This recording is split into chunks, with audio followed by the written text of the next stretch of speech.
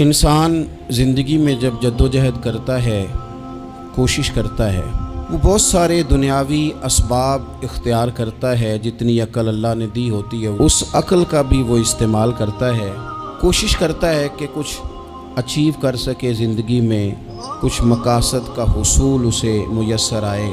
अज़ीज़ भाइयों, एक बात अपने जहन में अच्छी तरह बिठा लें और लिख लें कि ज़िंदगी में जो किसी बंदे को कामयाबी हासिल होती है वो रब ताला की मदद से हासिल होती है। अगर रब ताला मददगार हो तो फिर कोई चीज़ भी रास्ते में रुकावट नहीं बनती, और अगर मालिक करीम को मंजूर ना हो तो इंसान बेहतरीन सियासतदान हो, अच्छा एडमिनिस्ट्रेटर हो, उसका ज़हन बड़ी वुसअत रखता हो, बड़ी अच्छी प्लानिंग करना जानता हो, सारा कुछ हो, तो बंदा नाकाम हो जाता है। मुसलमानों को जितनी कामयाबियाँ मिली उनका पस मंज़र सिर्फ इतना था कि अल्लाह तबारक व तआला ने अपने बंदों की मदद फरमाई। और अब ताला ने कुरान मजीद में इस हकीकत का बयान किया, फरमाया बलिल्लाहु मौलाकुम, फरमाया बल्कि अल्लाह तुम्हारा मौला है, वहुव खैरुन नासिरीन, और वो बेहतरीन मददगार है। वो जो रब तुम्हारा मौला है वो बेहतरीन मददगार है।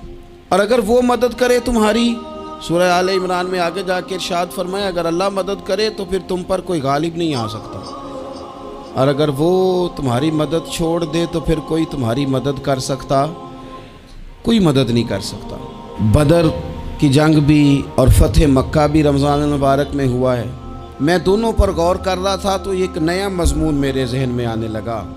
बदर की जो जंग है उसमें भी एक अजीब इनकलाब आया है कि 313 ने 1000 से मुकाबला किया, और जिन 1000 से मुकाबला किया वो असलहे से लैस थे, और ये जो 313 हैं इनके पास 6 ज़िरहें, 8 तलवारें, चंद घोड़े। लेकिन अल्लाह ने कामयाबी दी तो ख़ुद रब ने बयान किया किस तरह दी। फरमाया वलक़द नसरकुमुल्लाहु बिबदरिन व अंतुम अज़िल्ला।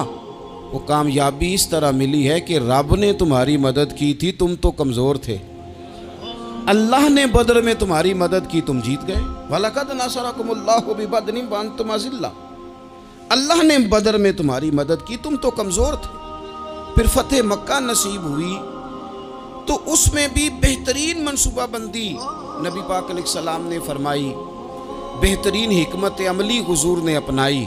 लेकिन हमें जो अल्लाह रसूल ने बात समझाई वो क्या है, इज़ा जा नस्रुल्लाह वल फतह, फरमाया जब अल्लाह की मदद आई और फतह नसीब हो गई। ये अल्लाह ने मदद फरमाई तुम्हारी, यहाँ भी फ़तह मक्का भी अल्लाह की मदद से, जंगे बदर भी अल्लाह की मदद से। वो जो मदद है अल्लाह ताला की, जब वो हम ये करते हैं कि हम अपनी सारी ज़िंदगी सियासत की नज़र कर दें। हमारी सियासत सिर्फ मुल्क में नहीं होती, हमारी सियासत ख़ानदान में भी होती है।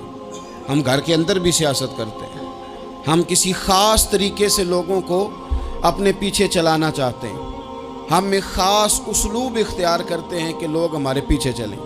उसका नुकसान हमें ये होता है कि सियासत जो होती है ये शतरंज के हेर फेर की तरह होती है, तो इसके राज बड़ी जल्दी खुलने लग जाते हैं। पता चल जाता है कि बंदा मुखलिस नहीं था, सियासत कर रहा था, तरीके सलीके से इसने जोड़ के रखा हुआ था।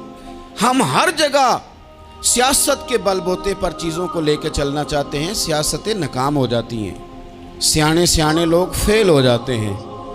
बचता सिर्फ वही है जिसके पीछे रब ताला की मदद शामिल हाल होती है। अपनी ज़िंदगी के अंदर हम जो कुछ भी कर रहे हैं, जिस शोबे से भी हमारा ताल्लुक़ है, आज हमने इस बात पे गौर करना है कि पहले तो ये गौर कर लें कि जो काम हम कर रहे हैं क्या वो काम ऐसा है कि उसमें अल्लाह की मदद हमें मिलेगी। अगर आप कोई माज़अल्लाह नाजायज़ काम कर रहे हैं, फेले हराम का इर्तिकाब कर रहे हैं, तो उसमें तो मदद इलाही आएगी नहीं। पहले तो ये देखें जो कर रहे हैं वो काम मदद इलाही वाला है, और अगर अल्लाह ताला की मदद वाला वो काम है फिर उस पर गौर करें कि क्या हमने मालिक से मदद का सवाल किया है, हमें मदद मुयस्सर आ रही है। वो मैंने बुज़ुर्गों से एक बात सुनी थी, वो बड़ी याद रह गई। वो फरमाया करते थे काबिलियत भी बड़ी चीज़ है लेकिन कबूलियत सबसे बड़ी चीज़ है। काबिल होना भी बड़ी बात है लेकिन ज़्यादा बड़ी बात यह है कि उसकी बारगाह में कबूल भी है कि नहीं। اپنی زندگی میں اللہ کی مدد کی طرف بڑھیں، مالک کی مدد کا حصول اختیار کرنے کی کوشش کریں، اللہ کے ساتھ اپنے آپ کو جوڑیں۔ اگر اللہ کی مدد نصیب ہو، یہ جو ہم جتنا ڈرتے رہتے ہیں، سہمے رہتے ہیں، پریشان رہتے ہیں کوئی کیا کر دے گا، ہمارے ہاں نا ہر شعبے میں معاذ اللہ ایک مافیا ہے، الا ماشاء اللہ۔ وہ مافیا کہتا ہے میرے ساتھ ملو گے تو میں چلنے دوں گا، ورنہ میں نہیں چلنے دوں گا، مارکیٹ میں آ ہی نہیں سکتا فلانا بندہ، چونکہ یہاں ہمارا قبضہ ہے۔ اور میرے بھائی پھر بہت سارے لوگ جن کی نیتیں اور ارادے بڑے اچھے ہوتے ہیں شروع میں، وہ بھی اس مافیا کا شکار ہو جاتے ہیں اور ان کے رنگ میں رنگ جاتے ہیں۔ یاد رکھنا، کسی شخص کی بلیک میلنگ کا کبھی شکار نہ ہونا، کبھی کسی کی میٹھی اور مسجع مکفہ باتوں کا شکار نہ ہونا۔ کوئی کیا کر سکتا ہے اگر اللہ مددگار ہو تو؟ جس کو رب کریم اٹھانا چاہے اسے کوئی گرا سکتا ہے؟ ہم یہ ڈرے ڈرے سہمے پریشان فیصلہ کرنے کی طاقت نہیں، مجھے چلنا چاہیے کہ نہیں، اٹھنا چاہیے کہ نہیں، کرنا چاہیے، اٹھ باندھ کمر کیوں ڈرتا ہے؟ پھر دیکھ خدا کیا کرتا ہے۔ حضرت عبداللہ ابن عباس فرماتے ہیں میرے نبی پاک علیہ السلام نے میری تربیت فرمائی، حضور نے میری تربیت فرمائی، اور محبوب پاک علیہ السلام نے فرمایا عبداللہ یاد رکھنا، یہ نوجوان دوست میری بات لکھ لیں، پریشان لوگ میری بات لکھ لیں، جن کے پاس قوت فیصلہ نہیں وہ اس بات کو لکھ لیں۔ حضرت عبداللہ ابن عباس فرماتے ہیں میرے نبی پاک علیہ السلام نے مجھ سے فرمایا تھا عبداللہ سن، اگر ساری دنیا مل کے تیرا کوئی نفع کرنا چاہے کر نہیں سکتی جب تک میرے رب کی رضا نہ ہو، اور فرمایا ساری دنیا مل کے تیرا کچھ بگاڑنا چاہے تو عبداللہ بگاڑ نہیں سکتی جب تک رب کریم کی حکمت کا تقاضا نہ ہو۔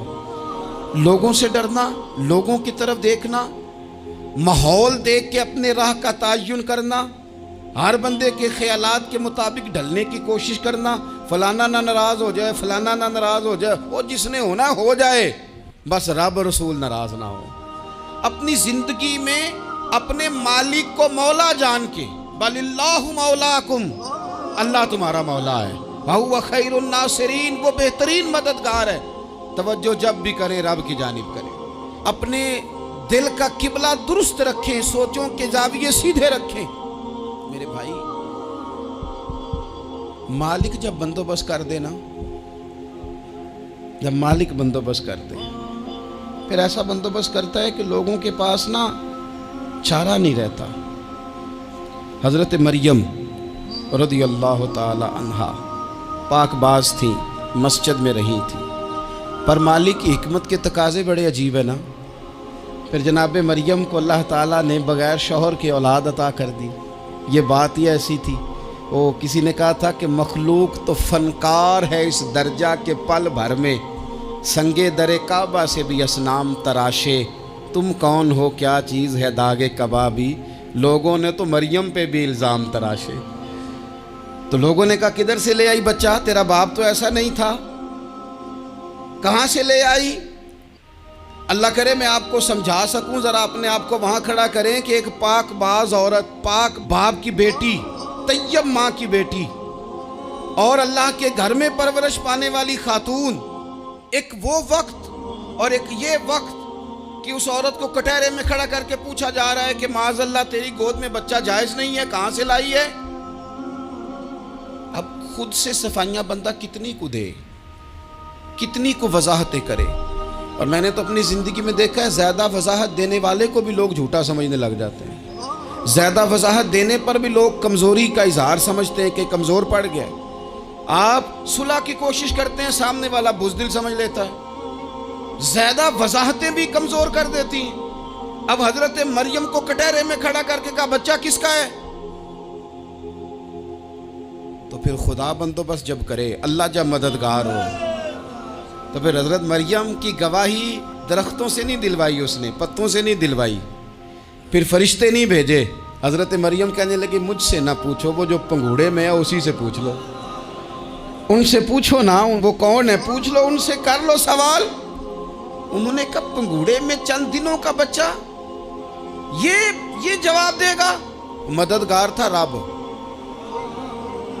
ان کی برات کا اعلان کرنا تھا مالک نے، اور جب مالک اعلان کر دے، جب مالک تیری صفائی دینا چاہے، جب مالک تجھے دنیا کے سامنے نکھارنا چاہے تو پنگوڑے میں لیٹے حضرت عیسیٰ بول کے کہنے لگے انی عبداللہ آتانی الکتابہ، فرمایا میں اللہ کا بندہ ہوں، رب نے مجھے کتاب عطا کر کے نبی بنا کے دنیا میں بھیجا ہے، میں اللہ کا بندہ ہوں، کتاب لے کے آیا ہوں، نبی بن کے آیا ہوں۔ پھر پنگوڑے سے اعلان ہو گیا، پھر بچہ بول پڑا۔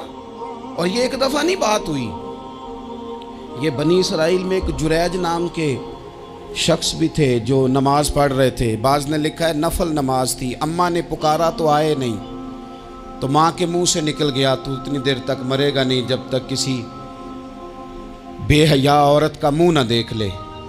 تو وہ عبادت گزار تھے، لیکن لوگوں نے ان کی عبادت، ریاضت، پرہیزگاری کو نہیں دیکھا، بس ایک عورت کو بھیج کے الزام لگوا دیا۔ وہ عورت آیا جایا کرتی تھی، اب آ جاتی ہیں عورتیں، مسئلہ پوچھنے کی نیت سے بھی آ جاتی ہیں۔ ماحول میں کچھ جگہ ایسی بھی ہیں جہاں عورتیں دم کرانے کے بہانے آ جاتی ہیں۔ وہ خاتون آتی جاتی تھی اس خانقاہ پہ، آستانے پہ، یہ بخاری میں موجود ہے۔ پھر اس نے کہا میری گود میں جو بچہ ہے یہ انہی کا ہے۔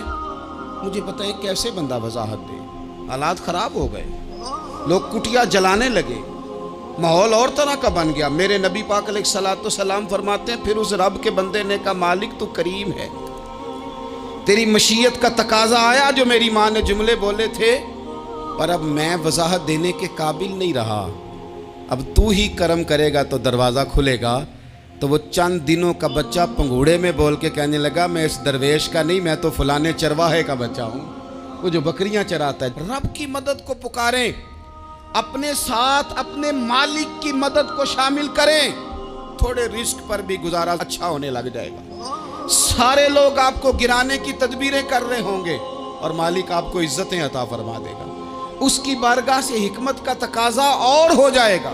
ہم نے ساری زندگی لوگوں کو راضی کرنے میں گزار دی، ساری زندگی بڑھاپا آ گیا بچوں کو پالتے، اور بچوں نے آخری عمر میں کہہ دیا ابا اگر کوئی ڈھب کا کام کر لیتے تو آج ہمارے دن بھی پھر نہ جاتے۔ ساری زندگی گزار دی بہن بھائیوں کو راضی کرنے میں، ساری زندگی گزار دی ذمہ داریاں اٹھانے میں، ان کو 99 دفعہ دیا، ایک دفعہ نہیں دیا تو انہوں نے کہہ دیا تو نے تو کبھی دیا ہی نہیں، تو تھا ہی نہیں۔ ساری زندگی محلے داروں علاقے والوں کو راضی کرنے میں گزار دی۔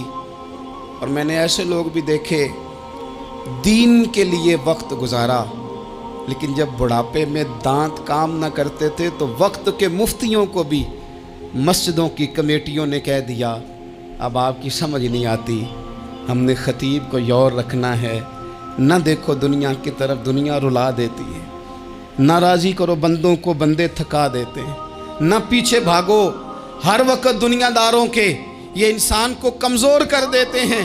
وہ تو کریم ہی بڑا ہے، 2 آنسو زمین پر بعد میں گرتے ہیں، بندے کے گناہ سارے پہلے معاف فرما دیتا ہے۔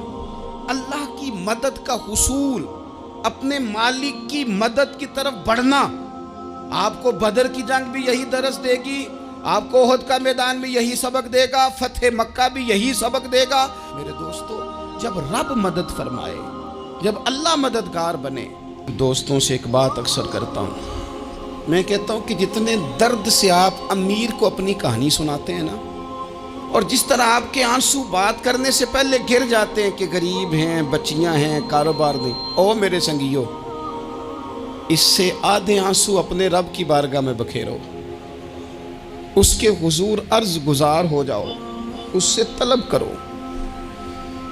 ایک وقت انسان پر زندگی میں ایسا آتا ہے کہ اسے یوں محسوس ہوتا ہے کہ میرا سایہ بھی ذرا سا پیچھے ہٹ گیا ہے، اسے یوں لگتا ہے کہ میں کسی سہارے پہ ہاتھ ڈالتا ہوں تو وہ بھاگ جاتا ہے مجھ سے، لیکن مالک کی بارگاہ ایسی عظیم بارگاہ ہے، رب رسول کے آستانے اتنے بڑے ہیں کہ آپ جب وہاں کشکول طلب دراز کرتے ہیں تو جھولی پھیلانے میں دیر لگتی ہے، ان کو بھرنے میں تو کوئی دیر نہیں لگتی۔ ہم نے اپنا سوچ کا قبلہ ہی دنیا کو بنا لیا ہے۔ یہ جو اللہ والوں کی مدد ہے یہ تو اللہ ہی کی مدد ہے، لیکن یہ جو سیٹھوں کی طرف توجہ کرنا، نوابوں کی طرف توجہ کرنا، دنیا داروں کی طرف توجہ کرنا، اور اپنا مزاج اس طرح کا بنا لینا، یارو گردن کو جھکا دیتا ہے خیرات کا پتھر۔ جہاں میں مانگنے والوں کے سر کبھی اونچے نہیں ہوتے۔ اور اقبال کہتے ہیں غیرت ہے بڑی چیز جہان تگ و دو میں، پہناتی ہے یہ فقر کو تاج سردارا۔ میں عرض کروں گا کہ اپنی آپ جب توجہ کا قبلہ اللہ رسول کو بنائیں گے تو رب فرماتے ہیں وَيَرْزُقْهُ مِنْ حَيْثُ لَا يَحْتَسِبُ، میں نہ تجھے وہاں سے رزق دوں گا جہاں سے کبھی تیرا گمان بھی نہیں گیا ہوگا، یہاں سے بھی مل سکتا ہے، تو نے سوچا بھی نہیں ہوگا۔ بخاری شریف میں حدیث ہے، حضرت جابر ابن عبداللہ فرماتے ہیں نبی پاک صلی اللہ علیہ وسلم نے 300 لوگوں کا ایک لشکر روانہ کیا کسی مہم کے لیے، کسی جہاد کے لیے۔ حضرت ابو عبیدہ بن جراح رضی اللہ تعالیٰ عنہ امیر لشکر تھے۔ فرماتے ہیں غربت اتنی زیادہ تھی، بھوک اتنی زیادہ تھی کہ ایک ایک کھجور دن میں ایک وقت کھانے کو ملتی تھی، اور کچھ دن ایسے آئے کہ اب کھجور بھی نہیں مل رہی۔ فرماتے ہیں اتنی زیادہ بھوک لگی مجاہدین کو، 300 بندہ پتے کھا کے گزارا ہونے لگے۔ یہ بخاری میں موجود ہے۔ آپ فرماتے ہیں کہ دریا کے کنارے ہمارا پڑاؤ تھا، ٹھہراؤ تھا، جب بھوک سے نڈھال ہو گئے نا، وَيَرْزُقْهُ مِنْ حَيْثُ لَا يَحْتَسِبُ، اللہ وہاں سے روزی دیتا ہے، گمان بھی نہیں ہوتا۔ فرماتے ہیں ایک مچھلی اللہ تعالیٰ نے دریا کے کنارے بھیجی، فرماتے ہیں وہ تھی تو مچھلی پر پہاڑ جتنی تھی۔ بخاری میں لفظ ہیں، حضرت جابر ابن عبداللہ رضی اللہ تعالیٰ عنہ فرماتے ہیں 300 آدمی 18 دن تک اس مچھلی کو کھاتے رہے، مچھلی ختم ہی نہیں ہوئی۔ مچھلیاں نہیں، مچھلی کہتے ہیں 18 دن 300 بندہ کھاتا رہا، مچھلی ختم ہی نہیں ہوئی۔ اور فرماتے ہیں کہ اس کی ہڈی نکال کے، کانٹا کہیں گے آپ اپنی زبان میں، کہتے ہیں وہ نکال کے نا تو اس کو کھڑا کیا نا جب، تو اونٹ کجاوے سمیت اس کے بیچ سے گزر جاتا تھا، 2 اس کے کانٹے جوڑے۔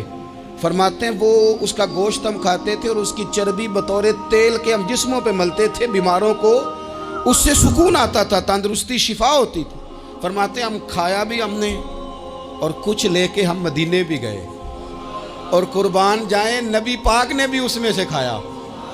ہم نے عرض کی حضور یہ معمہ کیا ہے، یہ ماجرا کیا ہے؟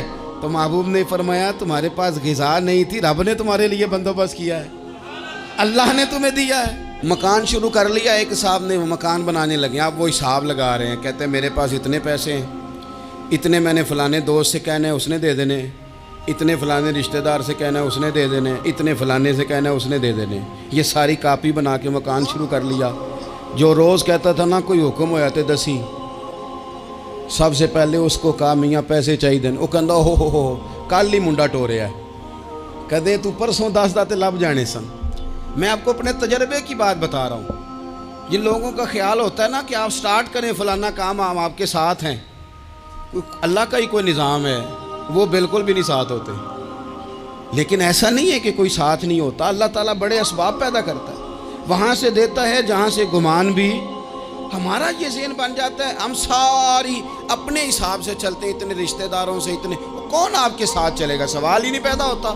یہ سارے کام چھوڑ کے سب سے پہلے 2 رکعتیں پڑھو، اپنے رب کی بارگاہ میں، رسول کائنات کی بارگاہ میں گزارشات اور استغاثے پیش کرو، وہاں سے خیر طلب کرو۔ دنیا دار کیا دیں گے، کیا دے سکتے ہیں، کیا حیثیت ہوتی ہے کسی؟ اللہ کہتا ہے وہاں سے دوں گا۔ تو جو اللہ مال دے وہ لینا چاہیے کہ رشتہ داروں کا مال دیکھنا چاہیے؟ جو اللہ دے وہ لینا چاہیے کہ سیٹھوں نوابوں کی جیبیں دیکھنی چاہیے؟ جو اللہ دے وہ قبول کرنا چاہیے یا دیکھنا چاہیے کون سا آدمی کہاں پہنچ گیا؟ چھوڑو، اپنی مٹی پہ چلنے کا سلیقہ سیکھو۔ کسی کے سنگ مرمر پہ چلو گے تو پھسل جاؤ گے، پھسل جاؤ۔ اس پر ایک اور بات عرض کر دوں، صحیح بخاری سے، مسلم سے ایک اور بات۔ کچھ چیزیں ایسی ہیں جن سے اللہ کی مدد آتی ہے، مدد ملتی ہے۔ ایک چیز ان میں سے ایسی ہے جس سے بہت مدد نازل ہوتی ہے، وہ ہے کہ جب رب آپ کو دے نا تو پھر آپ بھی اس کے رستے میں دیں، پھر مدد آتی ہے، پھر اور آتا ہے۔ بخاری مسلم میں حدیث ہے، یہ زیادہ ہی توجہ طلب امر ہے، اس پر آپ غور کریں گے۔ حضرت ابو ہریرہ فرماتے ہیں کہ نبی پاک علیہ السلام نے فرمایا ایک شخص نے بادلوں کے اندر سے آواز سنی کہ فلاں آدمی کا کھیت اور باغ خشک ہو گیا ہے، وہاں برسو اور اس کے کھیت کو سیراب کرو۔ وہ بڑا حیران ہوا کہ بادل سے آواز آ رہی۔ پھر اس نے دیکھا کہ ایک پہاڑی پر بارش ہوئی، وہ بادل وہاں برسا، پھر نالیوں سے ہوتا ہوا پانی ایک طرف چلا، تو جس نے آواز سنی تھی حضور بیان کر رہے ہیں، وہ بھی پیچھے پیچھے چلا کہ پانی کدھر جا رہا ہے۔ اس نے جا کے دیکھا کہ ایک مقام پہ ایک باغ کو وہ پانی لگ رہا ہے اور ایک آدمی وہ پانی لگا رہا ہے۔ اس نے اس سے پوچھا تیرا نام کیا ہے؟ اس نے کہا کیوں؟ کہنے لگا بتا نا۔ اس نے نام بتایا تو کہنے لگا یہی تو وہ نام ہے جو میں نے بادلوں کے اندر سے سنا ہے کہ فلاں کے کھیت کو پانی دے دو۔ اس نے کہا یار تو کیا عمل کرتا ہے کہ اسپیشل تیرے لیے بارش برسے؟ یہ بخاری پڑھ رہا ہوں، سیاستہ سے حدیث عرض کر رہا ہوں۔ اس سے پوچھا تو کیا کام کرتا ہے کہ جناب اللہ تبارک و تعالیٰ کا حکم کرم آیا کہ خاص تیرے لیے پانی برسے اور تیرے کھیت کو سیراب کرے؟ تو اس نے کہا چھوٹا ذمہ دار ہوں، پر جب فصل اگتی ہے تو 3 حصے کرتا ہوں، ایک حصہ اپنے بال بچوں پہ بہن بھائیوں پہ خرچ کرتا ہوں، ایک حصہ پورا، اور ایک حصہ دوبارہ کاشتکاری پہ لگاتا ہوں، اور تیسرا حصہ خالص میں نے مسکینوں، یتیموں اور غریبوں کے لیے رکھا ہوا ہے۔ وہ جو تیسرا حصہ اللہ کرے آپ سمجھیں، وہ رب کے بندوں پہ تیسرا حصہ خرچ کرتا ہے نا، تو کریم مالک نے فرمایا جہاں سے غریب کا حصہ جاتا ہے وہ کھیت خشک نہیں رہنا چاہیے، وہ جہاں سے مسکین روٹی کھاتے ہیں وہ خشک نہ رہے، جہاں سے یتیموں کو کچھ آتا ہے کہیں اس کی فصل رہ نہ جائے۔ میں اور آپ بھی اگر اپنے مال میں مسکینوں، یتیموں، غریبوں کے حصے رکھ لیں گے تو فصلیں خشک نہیں رہیں گی، ان کے اندر تازگی آئے گی، نور آئے گا، کرم آئے گا، خاص کر خدا کی رحمت برسے گی۔ مدد اللہ سے چاہیں، اپنی توجہات کا مرکز رب رسول کی ذات کو بنائیں، پھر آپ محسوس کریں گے کہ بڑی جلدی اللہ تعالیٰ کی مدد آنے لگی ہے۔ کبھی آپ صرف کہہ دیں نا میرا رب میرے ساتھ ہے، اس لفظ میں اتنی طاقت ہے کہ دشمن ویسے زہر ہو جاتا ہے۔ زندگی میں کسی سے بھی لڑائی ہو اچھی طرح سوچ لیں کہ اللہ اس طرف ہے یا اس طرف ہے۔ اگر آپ زیادتی پہ ہیں تو پھر رب مظلوم کی جانب ہے۔ اگر اللہ کی مدد آپ کے ساتھ ہے تو دنیا کی کوئی طاقت آپ کو گرا نہیں سکتی، اور اگر آپ مظلوم کے مقابلے میں ظالم بن کے آپ کھڑے ہو گئے ہیں اور آپ نے رویہ وہ اختیار کیا ہے کہ جس میں مدد نہیں آئے گی، تو پھر یاد رکھ لیں کہ آپ کوئی بھی ہیں، کہاں بھی ہیں، آپ کمزور ہیں۔ طاقتور تھے ابتدائے اسلام میں، ظاہری طاقت تھی کفار مکہ کے پاس، وہ ڈنڈوں سے مارتے تھے غریبوں کو، ان کے ہاتھوں میں ڈنڈے تھے، پر خدائی طاقت ان مظلوموں کے ساتھ تھی۔ صاحب زرقانی نے لکھا ہے حضرت زنیرہ رضی اللہ تعالیٰ عنہ ایک لونڈی ہیں، غریب ہیں، ماڑے دا کی کام محمد نس جانا یا رونا، غریب سادی بی بی اور لونڈی کنیزہ، ایک مشرک کی کنیزہ تھی، انہوں نے کلمہ پڑھ لیا، وہ ڈنڈوں سے مارتا، دروں سے مارتا، تکلیف دیتا۔ حضرت زنیرہ رضی اللہ تعالیٰ عنہ کو اتنا مارا، اتنا مارا۔ اب آپ ایک اور پہلو پر بھی غور کریں، مار بھی پڑ رہی ہے پر خدا ادھر ہی ہے، اللہ کی مدد ادھر ہی ہے۔ رب کہتا ہے کہ پہلے تو صبر کرنا، ان اللہ مع الصابرین، تو صبر کرے گا تو پھر رب کی معیت ملے گی، ذرا ٹھہرنا، تو تھوڑا ڈٹنا۔ ان الذین قالوا ربنا اللہ ثم استقاموا تتنزل علیہم الملائکہ، تو کہے اللہ میرا رب ہے، پھر تو پہلے ڈٹ، پہلے تو نے ڈٹنا ہے۔ ثم استقاموا، جو ڈٹ گیا، تتنزل علیہم الملائکہ، ڈٹنے والے کے لیے مدد آتی، پہلے تھوڑا ٹھہرنا پڑتا ہے، پہلے تھوڑا صبر کرنا پڑتا ہے، حوصلہ کرنا پڑتا، اس کے بعد مدد آتی۔ مار پڑ رہی ہے، مارا جا رہا ہے حضرت زنیرہ کو، ان کا مالک جو ہے ظاہری آقا وہ مار رہا ہے، یہ کنیزہ ہے، ماں اتنا مارا، اتنا مارا، ان کی بینائی چلی گئی، نظر آنا بند ہو گیا۔ ابو جہل آیا اور کہنے لگا زنیرہ دیکھا نا ہمارے بت تیری آنکھیں لے گئے، معاذ اللہ، لات و منات ہمارے بتوں نے تجھے اندھا کر دیا۔ اب ایسا نہیں ہے کہ بی بی روتی جا رہی ہے، روتی جا رہی ہے، مایوسی مایوسی، معاذ اللہ، پریشانی، غریبی بڑی ہے، پوچھنے والا کوئی نہیں، یہ باتیں نہیں۔ کیا جملے ہیں خاتون کے، کیا لفظ ہیں۔ ابو جہل نے تنزیہ کہا، معاذ اللہ، کہنے لگا دیکھا نا ہمارے بتوں نے تجھے اندھا کر دیا۔ تو جناب زنیرہ آنکھوں کی بینائی گئی ہے، رات کو گئی ہے، دکھ ابھی تازہ ہے، لیکن اللہ پہ جو توکل ہے، اپنے مالک سے جو رشتہ ہے، وہ اتنا مضبوط ہے، اتنا طاقتور ہے، اس میں اتنی گہرائی ہے کہ حضرت زنیرہ بول کے نا اتنی قوت سے بولی، اتنی طاقت سے بولی کہ پورے کفر پر لرزہ طاری ہو گیا۔ فرمانے لگی تمہارے بتوں کی کیا اوقات ہے کہ میری بینائی لے جائیں؟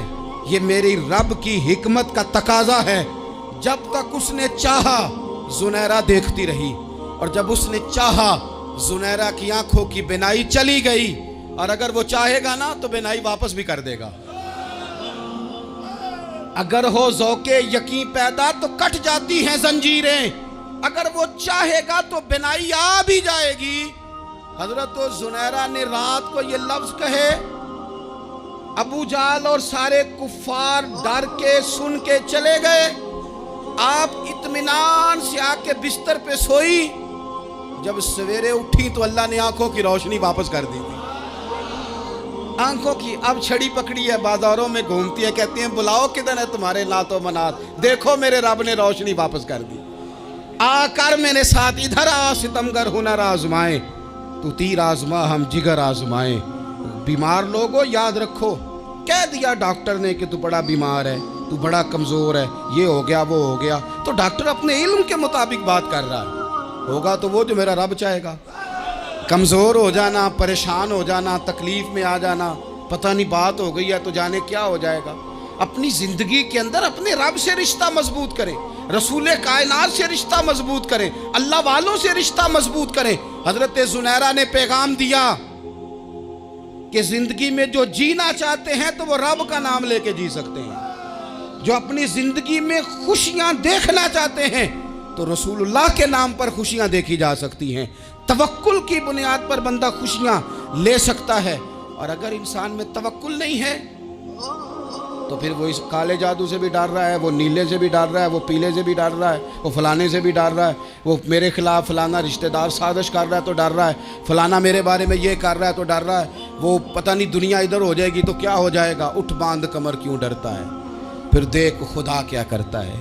تو اس ساری گفتگو کا نچوڑ آپ کو یہ عرض کیا ہے، سب سے پہلے تو یہ کہ میدانوں میں مدد بھی اللہ کی، رزق میں مدد بھی اللہ کی، فصلیں خشک ہوں تو مدد پھر بھی اللہ کرے، تو پھر ساری مدد، اور اگر انسان بیمار ہو تو پھر بھی مدد اللہ کی۔ تو اپنے اللہ کی جانب توجہ کو بڑھائیں، آپ اللہ سے مدد کے سوالی بنیں۔ ترمذی کی ایک حدیث ہے، میں آپ کو زندگی کا تجربہ بتاتا ہوں کہ جب میں بڑا پریشان ہوتا ہوں تو یہ والی روایت کھول لیتا ہوں، مزہ دیتی ہے۔ میرے نبی پاک علیہ السلام نے فرمایا اپنے دکھ سیٹھوں نوابوں کو نہ کہنا، مالداروں کا نہ کہنا، ورنہ اللہ تمہیں کبھی غنی نہیں کرے گا۔ فرمایا اپنے دکھ اپنے رب کی بارگاہ میں عرض کرنا، جلدی کرے یا دیر سے کرے اللہ تمہیں لوگوں سے بے نیاز کر دے گا، اللہ تمہیں غنی کر دے گا۔ رات کو بیٹھو نا اس کی بارگاہ، اسے دکھڑے سناؤ، چھوٹی چھوٹی باتیں۔ حضور نے فرمایا نمک بھی مانگو تو رب سے مانگو، چھوٹی چھوٹی بات سے شروع کرو نا۔ جب بندہ شروع کرتا ہے نا چھوٹی چھوٹی چیزیں تو بڑی ساری چیزیں یہ اس طرح ہوتا ہے جیسے بندہ رب سے گفتگو کر رہا ہے، مالک مجھے یہ چاہیے، مالک میں یہاں کمزور ہوں، اللہ میں یہاں پریشان ہوں۔ آپ یہ کر کے تو دیکھیں، لمبی لمبی دعائیں مانگ کے تو دیکھیں، اس کے حضور جوڑ کے تو دیکھیں، آپ دیکھیں گے راحت کتنی ہے، سکون کتنا ہے۔